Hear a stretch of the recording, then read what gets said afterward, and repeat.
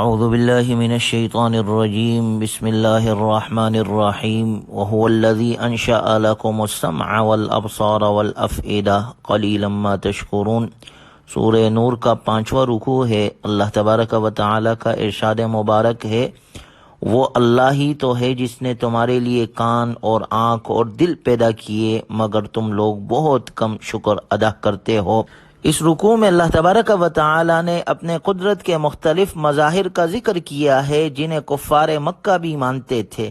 مقصد یہ ہے کہ جو ذات اتنی عظیم اور حیرت انگیز کام کرنے پر قادر ہے، وہ انسانوں کو مرنے کے بعد دوبارہ زندہ کیوں نہیں کر سکتی؟ وہ اس پر بھی قادر ہے۔ وَهُوَ الَّذِي ذَرَأَكُمْ فِي الْأَرْضِ وَإِلَيْهِ تُحْشَرُونَ، وہی اللہ ہے جس نے تمہیں زمین میں پہلایا اور اسی کی طرف تمہیں اکٹھا کر کے لے جایا جائے گا۔ وَهُوَ الَّذِي يُحْيِي وَيُمِيتُ وَلَهُ اخْتِلَافُ اللَّيْلِ وَالنَّهَارِ أَفَلَا تَعْقِلُونَ، وہی اللہ ہے جو زندگی اور موت دیتا ہے اور اسی کے قبضے میں رات اور دن کی تبدیلیاں ہے، کیا پھر بھی تم عقل سے کام نہیں لیتے؟ کفار عرب مانتے تھے کہ یہ سب کچھ اللہ ہی کی ملکیت ہے، اس کے باوجود مختلف خداؤں کے بھی قائل تھے۔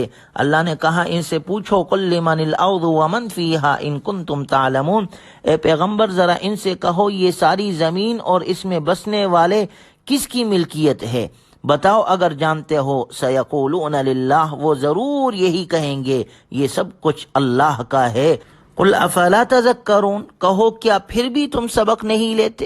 قل من رب السماوات السبع ورب العرش العظیم، کہو کہ ساتوں آسمان کا مالک اور عالی شان عرش کا مالک کون ہے؟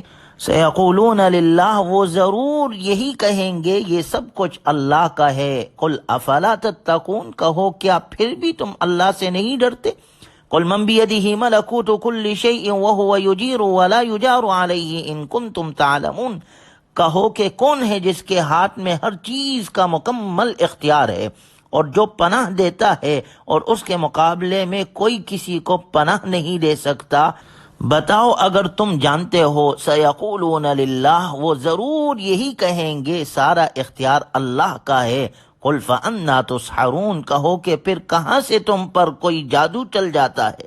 یہ سب اللہ کی قدرت کے دلائل ہے جس کا اقرار وہ خود کرتے ہیں۔ حق اور حقیقت واضح ہوتے ہوئے اور اللہ کی قدرت عظیمہ کا اقرار کرتے ہوئے پھر بھی وہ حق کے منکر ہے، اس لیے اللہ نے اخیر میں فرمایا بل اتیناہم بالحق وانہم لکاذبون، بلکہ بات یہ ہے کہ ہم نے انہیں حق پہنچا دیا اور یقیناً وہ جھوٹے ہیں۔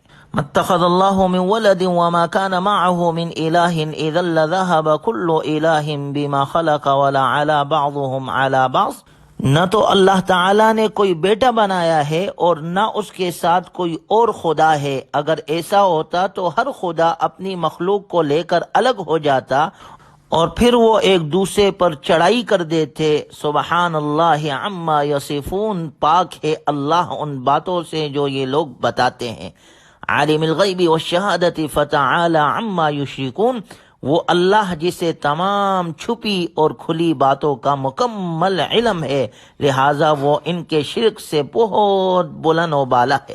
اللہ تعالیٰ اس سے پاک ہے جو لوگ شرک کرتے ہیں، یعنی لوگوں کی شرکیہ باتوں سے پاک ہے۔ چنانچہ توحید کے اس بات اور شرک کی تردید کے بعد سورت کے آخری رکوع میں اللہ تبارک و تعالی نے قیامت کے دن انسان دو فرقوں میں تقسیم ہو جائیں گے اس کا ذکر فرمایا۔ ایک وہ لوگ ہوں گے جو نیک بخت ہوں گے، فمن ثقلت موازینہ فاولئک هم المفلحون، سو جن کے وزن بھاری ہوں گے تو یہ وہ لوگ ہیں جو کامیاب ہوں گے، یعنی ان کی نیکیاں وزندار ہوگی سو یہ لوگ کامیاب ہوں گے۔ جبکہ ان کے مقابلے میں دوسرے ومن خفت موازینہ فاولئک الذین خسروا انفسهم فی جہنم خالدون، اور جس کے تول ہلکے ہوں گے سو یہ وہ لوگ ہوں گے جنہوں نے اپنے جانوں کا نقصان کر لیا، وہ دوزخ میں ہمیشہ رہیں گے۔ تلفح وجوہہم النار وہم فیہا کالحون، دوزخ کی آگ ان کے چہروں کو جلس ڈالے گی اور ان میں ان کی صورتیں بگڑ جائے گی۔ اللہ ہماری حفاظت فرمائے۔ انہیں یاد کرایا جائے گا کہ وہ اہل ایمان کا دنیا میں مذاق اڑایا کرتے تھے، آج ان کے لیے خسارے کے سوا کچھ نہیں ہے۔ ان دوزخیوں سے پوچھا جائے گا قال کم لبثتم فی الارض عدد سنین، اللہ تعالیٰ ان دوزخیوں سے فرمائے گا تم زمین میں گنتی کے کتنے سال رہے؟ قالوا لبثنا یوما او بعض یوم فاسأل العادین، وہ کہیں گے کہ ہم ایک دن یا ایک دن سے بھی کم رہے ہوں گے، ہمیں پوری طرح یاد نہیں، اس لیے جنہوں نے وقت کی گنتی کی ہو ان سے پوچھ لیجئے۔ قال ان لبثتم الا قلیلا لو انکم کنتم تعلمون، اللہ فرمائے گا تم تھوڑی مدت سے زیادہ نہیں رہے، کیا خوب ہوتا اگر یہ بات تم نے اس وقت سمجھ لی ہوتی، یعنی اگر تمہارے پاس کچھ عقل و فہم ہوتا تو تم جان لیتے کہ دنیا حقیر اور قلیل ہے۔ ان سے سوال کا مقصد انہیں حسرت میں مبتلا کرنا اور آخرت کی لامحدود زندگی کے مقابلے میں دنیا کی زندگی کی حقارت کو بیان کرنا ہے، یعنی جب ان کے سامنے حقیقت واضح ہو جائے گی تو انہیں بتایا جائے گا کہ اب تم نے خود دیکھ لیا کہ دنیا کا عیش ایک دن کا نہ صحیح مگر آخرت کے مقابلے میں بہت تھوڑا سا تھا، یہی بات تم سے دنیا میں کہی جاتی تھی تو تم اسے ماننے کو تیار نہیں ہوتے تھے، کاش یہ حقیقت تم نے اس وقت سمجھ لی ہوتی تو آج تمہارا یہ حشر نہ ہوتا۔ وَمَن يَدْعُ مَعَ اللَّهِ إِلَٰهًا آخَرَ لَا بُرْهَانَ لَهُ بِهِ فَإِنَّمَا حِسَابُهُ عِندَ رَبِّهِ، اور جو شخص اللہ کے ساتھ کسی اور خدا کو پکارے جس پر اس کے پاس کسی قسم کی کوئی دلیل نہیں تو اس کا حساب اس کے رب کے پاس ہے۔ إِنَّهُ لَا يُفْلِحُ الْكَافِرُونَ، یقین جانو کہ کافر لوگ فلاح نہیں پا سکتے۔ سورت کی آخری آیت میں اللہ تبارک و تعالی نے اپنے محبوب صلی اللہ علیہ وسلم کے واسطے سے گویا تمام انسانوں کو سکھایا ہے کہ مجھ سے یہ دعا مانگو، وَقُلْ رَبِّ اغْفِرْ وَارْحَمْ وَأَنْتَ خَيْرُ الرَّاحِمِينَ، اے میرے رب مجھے معاف فرما دے اور مجھ پر رحم فرما اور تو سب رحم کرنے والوں سے زیادہ رحم کرنے والا ہے۔